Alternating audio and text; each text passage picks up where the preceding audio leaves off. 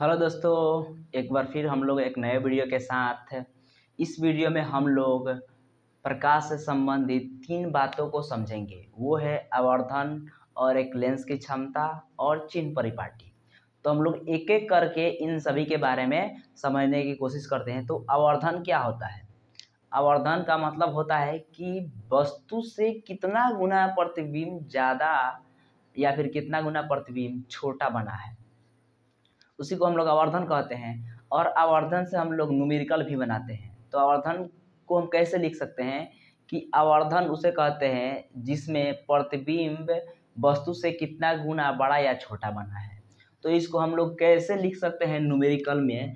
तो आवर्धन को हम लोग मैग्नीफिकेशन कहते हैं, जिसे हम m से डिनोट करते हैं। तो m का फॉर्मूला हो जाएगा height of image divided by height of object. क्या हो जाएगा? Height of image by height of object. तो यहाँ पे m का फॉर्मूला हमें यह मिला है कि height of image divided by height of object. ये हो गया हमारा आवर्धन। ठीक है, आवर्धन का मतलब यही उपयोग करता है कि वस्तु और प्रतिबिंब की जो बना है ना, उसके ऊंचाइयों में कितना अंतर है। यदि मान लीजिए किसी वस्तु का आवर्धन, किसी प्रतिबिंब का आवर्धन 2 आ जाए, मतलब वह 2 गुना बना है, 2 गुना बड़ा है, तो यह इससे यह निर्धारित होता है कि वस्तु और प्रतिबिंब कितना गुना बड़ा है एक दूसरे से। और इसको एक और तरीके से भी ज्ञात कर सकते हैं। यदि हमको ये नहीं पता हो, यदि हमको वस्तु और प्रतिबिंब की दूरी पता हो, तब भी हम ज्ञात कर सकते हैं। तो m बराबर हो जाएगा v/u। मतलब यहाँ पे हमें यह प्राप्त हो रहा है एक और बात कि प्रतिबिंब की दूरी बटा वस्तु की दूरी। तो यहाँ से यह भी प्राप्त हो गया कि दो तरीके से हम आवर्धन ज्ञात कर सकते हैं। यदि दोनों आवर्धन का फॉर्मूला इधर अलग और दोनों सेम है, तो इन दोनों को मिलाकर एक और फार्मूला ज्ञात कर सकते हैं। वो क्या है? इन दोनों को मिलाकर के एक और फार्मूला यह हमें यह प्राप्त हुआ कि height of image by height of object is equal प्रतिबिंब की दूरी बटा वस्तु की दूरी। और यहाँ पे एक नया फार्मूला हमें ज्ञात हो गया। तो यहाँ पे आप आवर्धन निकालने का 3 तरीका देख सकते हैं। आवर्धन के कुछ और भी जानकारी साथ में लेते चलते हैं। यदि m प्लस में आएगा ना, यदि आवर्धन यहाँ पॉजिटिव आता है, तो प्रतिबिंब आभासी बनता है। आभासी का मतलब सीधा बनता है और इस लाइन से, प्रधान अक्ष से ऊपर की ओर बनेगा। यदि निगेटिव आता है तो वास्तविक प्रतिबिंब होगा। कैसा होगा? वास्तविक प्रतिबिंब का मतलब इस लाइन से वह नीचे होगा। यदि वस्तु की प्रतिबिंब उल्टा होगी तो वास्तविक होगा और आवर्धन का चिन्ह माइनस में होगा। यदि प्रतिबिंब आभासी होगी तो आवर्धन का चिन्ह प्लस में होगा। ठीक है, यदि सीधा हो तब। एक दो बात और भी है, उसको भी हम लोग ले लेते हैं। जैसे कि अगर आवर्धन m 1 के बराबर हो, मतलब आवर्धन 1 के बराबर होगा ना, तो वस्तु की ऊंचाई मतलब हाइट ऑफ ऑब्जेक्ट बराबर होगा हाइट ऑफ इमेज के, मतलब प्रतिबिंब और वस्तु एक दूसरे के बराबर होंगे। यदि m बड़ा हो 1 से, तो यहाँ पे वस्तु की जो ऊंचाई होगी ना, वो छोटा होगा प्रतिबिंब से। मतलब height of object is smaller than height of image. मतलब यहाँ पे m बड़ा तो प्रतिबिंब होगा बड़ा। यदि m होगा छोटा 1 से, तो प्रतिबिंब होगा छोटा, मतलब वस्तु की ऊंचाई होगा बड़ा। तो यहाँ पे इतनी बातें को हम लोग जान पाए हैं। कौन कौन बात है? तो आवर्धन क्या होते हैं, आवर्धन का ऊंचाई से अनुपात, आवर्धन का दूरी से आवर्धन से दूरी का फॉर्मूला, इन दोनों को मिलाकर आपस में फॉर्मूला, और ये पॉजिटिव निगेटिव होते हैं तो क्या होते हैं, और यदि 1 से बड़ा छोटे होते हैं, बराबर होते हैं, तब क्या होते हैं। अब आवर्धन को समझ लिए। अब हम लोग लेंस की क्षमता के बारे में बात करते हैं। क्षमता का इंग्लिश होता है पावर। तो यहाँ पर लेंस की क्षमता को हम P से डिनोट करते हैं। अब इसके बारे में जान लेते हैं। लेंस की क्षमता को हम P से डिनोट करते हैं, मतलब ये होता क्या है? तो लेंस की क्षमता का मतलब होता है ना कि लेंस से जब कोई प्रकाश जाती है और अपवर्तन के बाद वह कितने से अपवर्तित हुई, उसी को हम लोग लेंस की क्षमता कहते हैं, और वह अपवर्तन फोकस दूरी से निर्धारित किया जाता है। चलिए इसको प्रैक्टिकली बताते हैं। ये हो गया कोई भी लेंस, उत्तल लेंस है। कौन सा है? उत्तल लेंस है। यदि लेंस नहीं होता तो इधर से जो प्रकाश आ रही है वो सीधी निकल जाती, ठीक है। अगर लेंस नहीं होता तो जो प्रकाश इधर से आ रही है वो सीधे निकल जाती है, लेकिन लेंस होने के वजह से ये मुड़ेगी। कितना मुड़ेगी?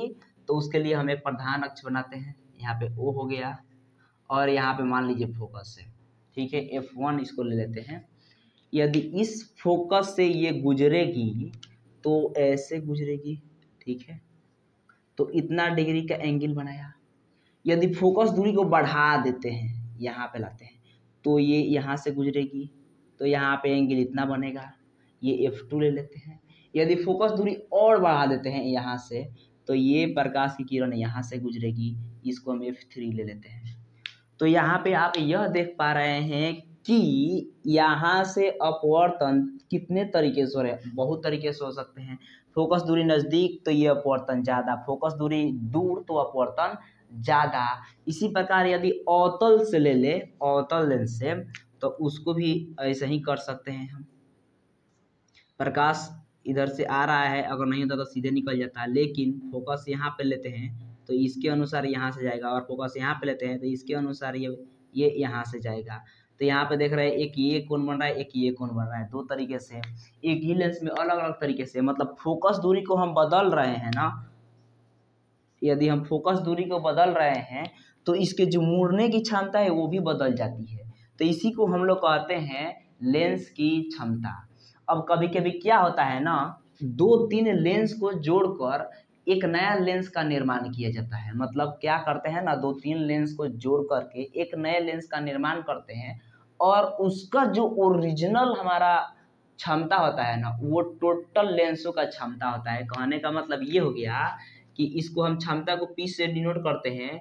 तो P से डिनोट करते हैं ना, तो P, पहली बात कि P को हम क्षमता कहते हैं, और क्षमता तब निकालते हैं जब फोकस दूरी मीटर में हो। किस में हो? मीटर में। और क्षमता का जो यूनिट होता है उसको डायऑप्टर कहते हैं, ठीक है। इसको D से डिनोट करते हैं। मतलब क्षमता को P से सूचित करते हैं, और इसका यूनिट डायऑप्टर होता है, D से डिनोट करते हैं। और क्षमता तब निकाल सकते हैं जब फोकस दूरी मीटर में हो, ठीक है ना। तो यहाँ पे फॉर्मूला हमारा कैसे होता है, लेंस का क्षमता का फॉर्मूला क्या होता है, 1/F, और फोकस होना चाहिए मीटर में। ये हो गया रहा हमारा लेंस की क्षमता का फॉर्मूला। और उसी प्रकार यदि हमको फोकस दिया है तो हम P निकाल सकते हैं, यदि P दिया है तो F भी निकाल सकते हैं, 1/P ऐसे लिख करके, ठीक है। तो यहाँ पे हमें ये फॉर्मूला मिल गया ना। अब 2-3 लेंस को जब जोड़ेंगे तो क्या होता है, उसके लिए एक नया फॉर्मूला बनाते हैं। अब मान लीजिए 2-3 लेंस है, सबका फोकस दिया होगा, आपको P तो नहीं दिया होगा, तो फोकस नहीं जोड़ सकते हैं, वैसे 1/, करके नहीं जोड़ सकते हैं। आप पहले सभी लेंस का P निकालेंगे। क्या करेंगे, आप सभी लेंस का P निकालेंगे, तो ये हो गया ओरिजिनल P। और सभी लेंस का P निकालेंगे तब P1 जोड़ P2 जोड़ P3, जितना लेंस हो सबको यहाँ पे हम जोड़ सकते हैं।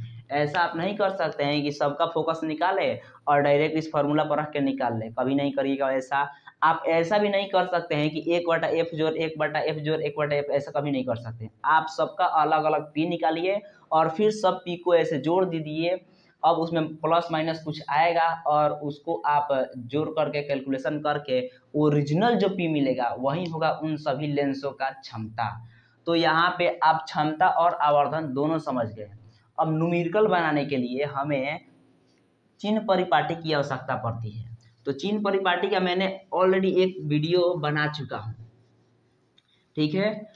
अब यदि आप चाहते हैं तो उसको भी मैं थोड़े समय में, कम समय में बता देता हूँ। ये मान लीजिए हमारा ये हो गया प्रधान अक्ष, ये हो गया, ठीक है। किसी भी लेंस का ये प्रधान अक्ष हो गया।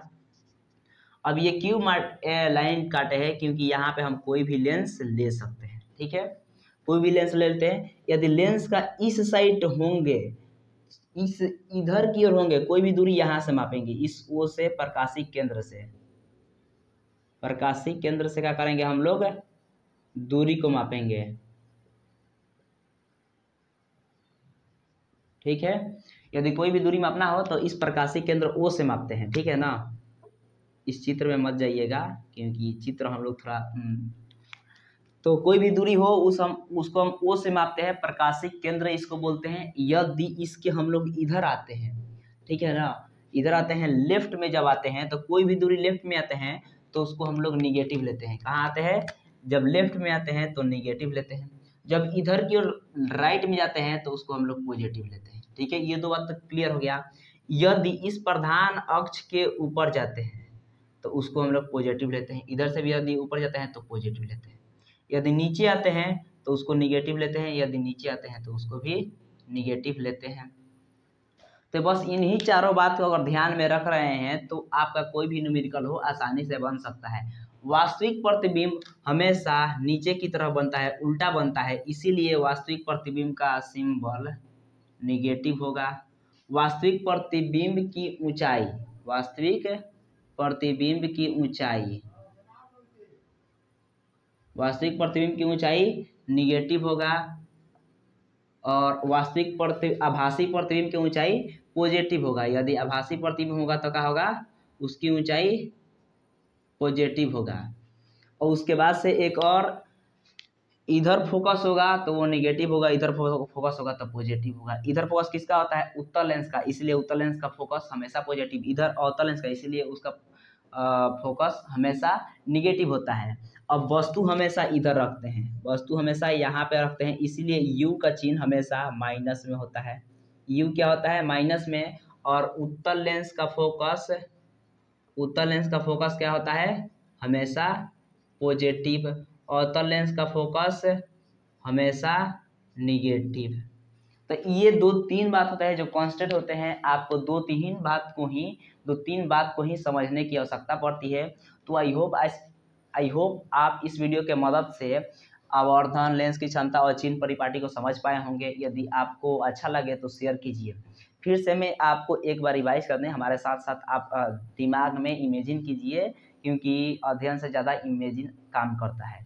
तो आवर्धन का मतलब होता है कि ये रहा वस्तु और ये रहा प्रतिबिंब, इन मन में, अब वीडियो नहीं चलेगा, वीडियो बहुत चला दिए है अब मन में समझ सोचिए, मन में वस्तु है और प्रतिबिंब है, इन दोनों को जब हम लोग तुलना करते हैं तो प्रतिबिंब वस्तु से कितना बड़ा है उसी को हम लोग आवर्धन कहते हैं। कितना गुना बड़ा है, 4 गुना, 5 गुना, 10 गुना, 20 गुना, कितना छोटा गुना बड़ा है, कितना गुना छोटा है, इसको आवर्धन कहते हैं।